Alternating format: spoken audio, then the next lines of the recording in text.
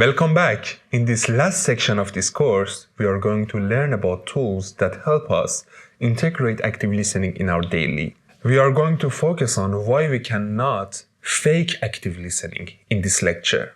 You might be able to act like listening, for example, you nodding, saying, yeah, go on, or repeating some words, but the other person will often still feel something is off. Why? Because of human intuition. Intuition, in simple words, is a set of thoughts in our thought system that works in the subconscious and produce feelings for us, but we don't have access to them. Or in other words, we are not aware of the thoughts. Some people also call it gut feeling or your heart.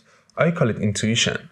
Have you ever had this experience that you don't like someone, you don't feel safe around someone, but you cannot also explain yourself why? That's because your intuition knows something that you don't have access to it. And as we said before, our thought system generates feelings for us, whether we have access to the thought or not. That's why we can recognize or feel if someone is listening or not, even if we cannot explain it. We can tell if a behavior is authentic or not. When someone is genuinely listening, all their behaviors are aligned together.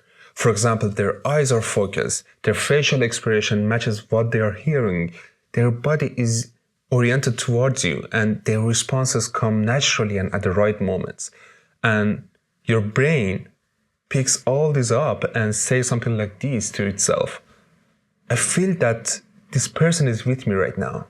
Now, what happens when someone is pretending? When a person faking active listening, there is usually mismatch between the signals. For example, they nod, but their eyes are distracted. They say, yeah, that makes sense, but their tone of voice is off, or their response comes too quickly and scripted, or too late and disconnected. And if someone's behaviors and intention doesn't align with each other and doesn't match, your intuition flags it instantly, often subconsciously. This is an internal error signal for our brain. That is why active listening must happen from genuine intention of care and presence. In the next lecture, we are going to learn about how to change our behavior and self-coaching.